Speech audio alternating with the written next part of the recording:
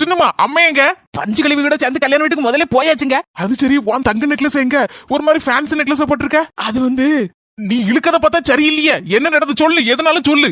அது என்ன நடந்துச்சு தெரியுமா? நீங்க மட்டும் எப்படி இவ்வளவு ஸ்லிம்மா சூப்பரா இருக்கீங்க? என்ன எதுவும் காரியம் ஆகணுமா? நாளைக்கு ஒரு கல்யாண வீட்டுக்கு போக வேண்டியிருக்கு. போக வேண்டியதுனே, மொத பத்தில போய் திங்கிக்கு தானே போவ. கழுத்துல ஒண்ணு இல்லன்னா கல்யாண வீட்டுல பந்தியில கூட மதிக்க மாட்டாங்க. சாம்பார ஊத்துனா ரசத்தை வாரி ஊத்துதா, ரசத்தை ஊத்துனா தண்ணியை காட்டிட்டு போறா. அதனால உங்க நெக்லஸ் அன்னைக்கு மட்டும் கொடுத்தீங்கன்னா போட்டுட்டு வீட்டு சாயந்தரம் கொண்டு வந்து தந்துருவேன்.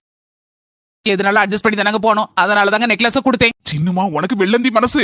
ஆனா என் தங்கச்சி கொண்டு போய் அப்படியே அட வைப்பா, அடுத்தால வித்து போடுவா. அப்படியேப்பட்ட ஆளாக்கும். அதனால என்கிட்ட கேட்காம எதையும் செய்யாத, சரியா? எதையும் அவசரப்பட்டு கொடுத்துக்கிட்டு பின்னால மனஸ்தாபம் வரதோட முதல்ல கொடுக்காம இருக்குது நல்லது.